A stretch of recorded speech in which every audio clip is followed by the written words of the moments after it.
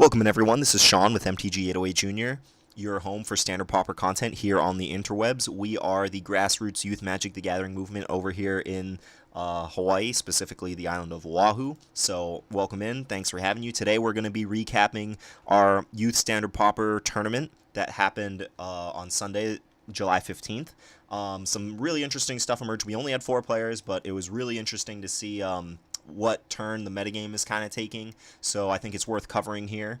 Before we jump into the tournament, though, just want to make sure everyone knows about our upcoming tournaments. July 29th, Youth Standard Pauper over at Westside Comics, and then again August 19th, another Youth Standard Pauper over at Westside Comics. We will probably have another Standard Pauper at the Planet sometime in between then, probably earlier in August. But it has not been scheduled yet, so keep your eyes peeled for that. You can follow our Facebook page to make sure you get that notification. All right, so moving on over here. We only had 4 players show up to our youth tournament, but you know, these are some of the best players that we have seen. So one thing to take away from this is that kind of the 3 of these players made the top 4 of our youth scholarship tournament, or Ty made top 8. So 3 of them made top 8. Troy came in 9th. So these guys are kind of like the guys that are putting in the most time into the game, and putting that much time into the game is going to pay off, right? They all placed really well in the scholarship tournament. So the fact that they're showing up to tournaments over the summer is just kind of like a testament to how much work they're putting in, how dedicated they are. So, you know, small tournament, but it was a very interesting metagame. So here we had Troy, who ended up coming in first in the tournament. He was playing Mono White Aggro. Ty ended up borrowing my Mono White Aggro deck. He couldn't build the deck that he wanted to build, so he borrowed a deck from me. He was playing just straight up Amonkhet only, Amonkhet Hour of Devastation only, Mono White Aggro. And then Troy's brother Kyle over here. Right here, he's playing Mono White Aggro. They had very similar lists, but I don't think that they were exactly the same. Unfortunately, I forgot the deck lists at the Planet, so I can't tell you what they were exactly, but they were playing pretty much all the same cards. I think just a different configuration of which cards they were main decking, which ones they were sideboarding. But if you want to know more about their deck, it was very similar to the deck that Kyle took down the Youth Championship Scholarship Tournament with, which we made a video on here. We'll have a link to this video in the description. He did have some updates from M19. He had some Cavalry Drill Masters in there. I think he might have been playing a couple Inspired Charge, it was legal at the championship tournament, but he got his hands on some copies because M19 just came out. So, you know, just a couple updates, but more or less pretty much the same cards, just kind of in different configurations in the main deck. I think they were main decking Mesa Unicorn and then sideboarding some of the 1-drops. That's a big difference. But anyway, so Kyle and Troy were pretty much playing the same deck. And then Christian here, his deck is the Mono Red deck that he played to 2nd place at the Youth Championship Scholarship Tournament. So you can take a look at his list here in this video, the same video, which, again, there will be a link to. So you can check that out. But basically, everyone brought to the tournament what we would consider a Tier 1 archetype, right? These decks are tried and true. They're kind of the decks to beat in the metagame. Very few decks are as strong or as consistent as these monocolored aggro decks. They have proven results. These are the Tier 1 decks. These are the cream of the crop, right? And they were all kind of like playing these aggro mirrors all day. We did round robin, so everyone played everyone else 3 rounds. And they were, you know, we saw which cards were really good in the aggro mirrors, like the Twins were main decking Mesa Unicorns. Tall Crop Elites were really good at breaking board stalls. Unfortunately, Christian went 0-3. He didn't have a sideboard and wasn't playing as much spot removal. He was playing more cards that had kind of a low impact in aggro mirrors, like Cartouche of Zeal or Renegade Tactics. And he didn't have enough spot removal to kind of keep up, especially with the embalmed creatures. He only had 2 Magma Sprays in his main deck. So if you're expecting a lot of mono white out there, you want to be playing 4 Magma Sprays in your red decks. So Christian went 0-3. Troy went 3-0. Kyle here, he went 2-1, and Ty went 1-2. So everyone was playing a tier 1 deck, and there were just some really grindy aggro mirrors here. Some of the I'll do this in another video, but watching them play these matches over and over helped me to kind of realize and I've played a whole bunch of Mono White Aggro myself. So I'm gonna do a video in the hopefully next couple days, maybe in about a week or so, of kind of what the most important things in the Mono White Aggro mirror are. So expect a video on that in a little bit. But so we had lots of white aggro mirrors. Since the tournament was so small, I was able to kind of take photos of board states for the purpose of constructive criticism. So I'm just going to go over some of these. You can read them on the Facebook page as well. They're in the album. But here, this is Troy playing against Kyle. Troy attacks with his 3/3 first striking lifelink unicorn, and Kyle just snap blocks with his Sacred Cat and then embalms it on the next turn and plays a 2-drop. Because it has embalm, it doesn't feel as bad making that block, but when I talk to him later, I phrase it in the way like you're basically turning your Sacred Cat into 1 mana, you gain 3 life and your opponent gains 3 life, right? Would you spend a mana doing that? And he said no, right? But it's not always clear that that's what's happening when you're making these decisions in combat, whether to chump block or not, right? I think he was at 20 or 18 or something like that when he made that block. So it was really surprising that he didn't just take it, keep the Sacred Cat in play to kind of like make better trades with it later. Yeah, I'm glad I was able to capture this board state here and give them that feedback. So you don't want to be chump blocking when you're at a high life total. That's the lesson from that one. Here, this is an interesting attack. I guess this is more of a what's the play, right? So Christian is attacking Thresher Lizard. He has no cards in hand, but Thresher Lizard is a 5/5 thanks to Cartouche of Zeal and him having no cards in hand. So he's got a 5/5, a 2/1 haste, and a 2/1 haste attacking Ty. Ty has 1 regular Unwavering Initiate and 1 embalmed Unwavering Initiate, and he's trying to figure out how to block. What Ty ended up doing, or I guess I'll give you a second to kind of figure out how you would block. Okay,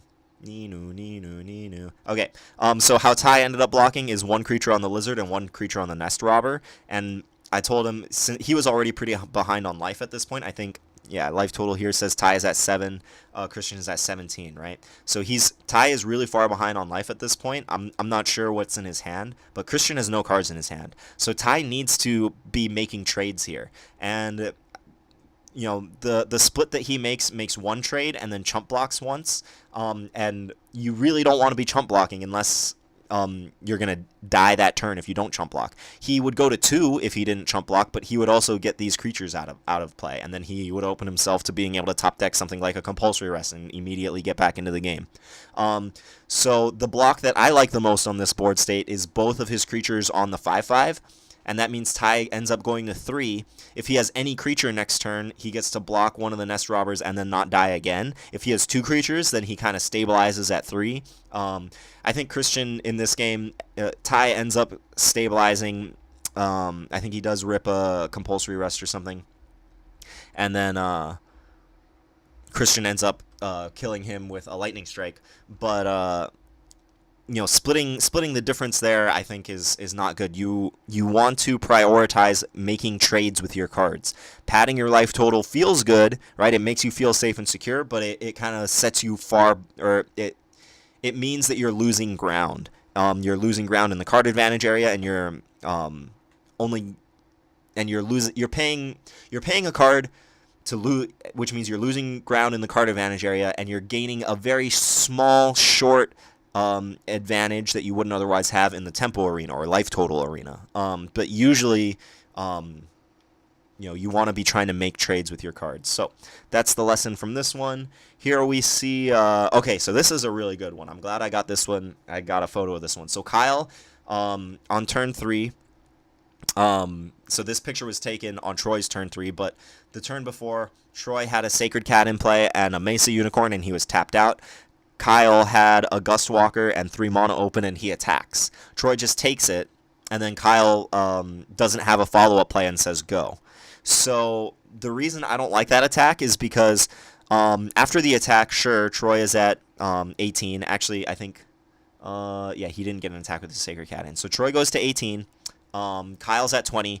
Technically, Kyle is winning for this turn sequence, but as soon as Troy takes his turn, he's going to, assuming he doesn't even have the cartouche of Solidarity here, he's going to attack with Sacred Cat and Mesa Unicorn, and then go up to 21. And Kyle here is going to fall down to 17, right? So he's attacking with the Gust Walker means that he's going to be at a 4-point life disadvantage instead of it being neutral, right? If he doesn't attack with Gust Walker and Troy doesn't have the cartouche of Solidarity, then if he attacks with Mesa Unicorn, they make the trade. Troy only goes up 2 life, so he's only down by 2 life instead of down by 4 life. Since he does have the cartouche of Solidarity, if Kyle had left the Gust Walker back to block, he could still make the block on the Sacred Cat here, and then, or at least keep the line closed that Troy couldn't attack with the Sacred Cat. And then he would be padding his life total, which, since he's on the back foot, he wants to try to protect his life total. So he wants to be making trades in this spot. He doesn't want to try to race a lifelink creature. Trying to race a lifelinking creature is very rarely a recipe for success. So really good learning opportunity here. Let's see. Okay, this was a small one, but it's really important to think about. So Christian says go with all of his lands untapped. He has a card in his hand, and he had attacked that turn. So Ty has a Sacred Cat and 1 Hone Kopesh on it and 1 Hone Kopesh in play. Ty plays Cartouche of Solidarity on his 2/2 Sacred Cat and then equips Hone Kopesh to it. What he should have done in order to make sure that he doesn't get blown out by shock is to equip the Hone Kopesh on it, which would make Sacred Cat a 3/3, and then play Cartouche of Solidarity so that if his opponent did have shock, he wouldn't lose his Cartouche of Solidarity. Christian ended up having only a land in his hand, so it didn't end up mattering, but it's small things like that the percentage of time that you get punished by them, you're going to get punished a lot, right? You're going to lose a card for no reason. Like, you didn't have to make that play. Right, he did those same exact 2 things with his mana anyway. If he did them in the other order, he doesn't open himself up to a big blowout. So little things like that are things that really good Magic players are just aware of and are consistently playing around. And the only way to get there is by practice and by kind of reflecting on your games. So taking pictures of your games like this is a really good opportunity. All right, here's the last one, the last piece of constructive criticism.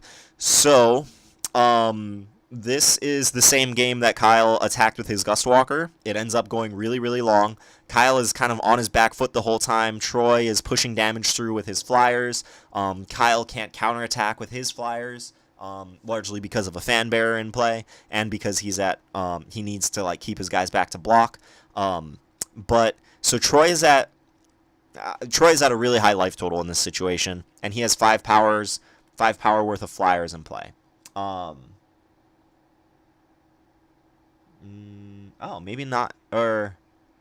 Okay, so this is after Gust Walker. So he's been attacking with Gust Walker, exerting it, and then untapping it with Dauntless Aven to get in for 5 each turn with flying. So Kyle is at 2. He could concede here, right? He's dead on board, assuming he has nothing, but he keeps his 1 card in his hand, keeps his mana open, and says go. Troy makes the attack, or Troy taps Kyle's on-crop, or Ta Crop Elite, the 2/2 flyer with Exert, taps it end of turn with the Fan Bearer. Troy goes to his turn, attacks with the 2 flyers, and can you guess what card Kyle has in his hand not to die? It is a Mighty Leap. So he ends up casting Mighty Leap, making his 2/2 lifelinker into a 4/4 lifelinker with flying, blocks the Gust Walker, gains 4 life at the same time that he takes 2 damage and goes to 4, and then all of a sudden he's back in the game. So first lesson from this one is that you want to kind of be thinking about what cards your opponent can have to not die, especially if they're not conceding when it seems obvious that they're going to lose. So there's always kind of equity in not scooping, right? Forcing your opponent to kind of make misplays, or seeing if they're gonna make a misplay to play into the Mighty Leap. So that was the first thing that I asked Troy if he was thinking about what could he have, and he said no, he didn't. He just made the attack. So you want to be thinking about, oh, does he have Mighty Leap in his hand? Do I want to make any plays differently because they have Mighty Leap? And then the second point of criticism is that once Kyle casts Mighty Leap on the Mesa Unicorn, it becomes a 4/4 flyer. But Troy had his Fan Bearer in play with 2 mana open, and he could have just tapped it in response and then killed him anyway. Troy did not see that line, let his opponent eat his Gustwalker, gain 4 life, stay in the game. Troy ended up winning the game anyway. I think he was playing more flyers in his deck than Kyle was, and he had lifelink advantage in the early part of the game, which is a big factor in the Mono White Aggro mirror. So Troy ends up winning that game anyway, but could have won it on that turn by just tapping the 4/4 Mesa Unicorn. Yeah. So that was some points of constructive criticism. Again, since the tournament was smaller, I was able to kind of look more closely at the matches than I normally am. That was Christian in 4th place, Troy in 3rd place, Ty came in, or Troy, excuse me. Okay. Christian in 4th place. We've got Kyle here in 2nd place, Ty in 3rd place, and then Troy came in 1st place. Troy was able to play the end boss match against me, and this is where the metagame, I think, is going to be shaken up. So I've been talking a lot on the channel about the good control decks. I do love me some good control decks, and I've been saying how I think they're really good. No one chose to play control today, but I played it in the end boss match, and here's just a quick picture of Game 2. Game 2 wasn't even close. Game 1, Troy got me down pretty low, and then I stabilized. I think it was at 7 life at one point. I play lots of life gain spells, so I ended up ending the game at a higher life total than that. But this game, I just never, I think he dealt maybe 5 points of damage to me over the course of this whole game. Or maybe even less than that. Yeah. So, the control deck is very impressive. It's kind of tailor-made to beat the aggro decks, especially when the aggro decks are not prepared for control decks. We've seen these mono-colored, consistent aggro decks do very well. They're very good in aggro mirrors, and they're kind of tuned to excel in the aggro mirrors, but they don't have very much of a plan against the control decks. This control deck just kind of ran over Troy in 2 games. So, the boys were all kind of astonished at how easy these matches looked from the control end. Kind of planted the seed in their heads that maybe control is the next deck that they should be trying to pick up. So expect the metagame to kind of shift in that direction. But I'd be very curious to see how the decks adapted to that. I got a couple games in with Ty afterwards. He wanted to play the control deck, so I let him play it. Against him, I played the red-white kind of go-wide deck. I don't know if I've made a video on it before, but it was a red-white go-wide deck, and it was playing Renegade Freighter, which is really good against control decks because they can't Essence Scatter it, and it had a bunch of token makers, so it went wide and kind of dodged the spot removal, and that deck beat the control deck in 2 games. So, however, that go wide strategy is not as good against the other aggro decks, right? You're playing vehicles which don't block well. So we're starting to see the metagame kind of deepen a little bit with the advent of this new control deck. We'll see if any of the kids pick it up, if any of the kids decide to adapt their decks to compensate for it.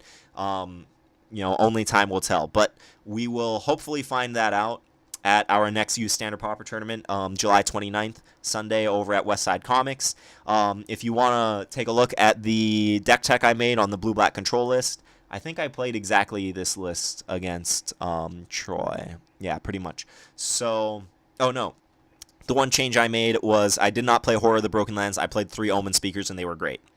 So, update on the blue-black control deck. Omen Speaker is great.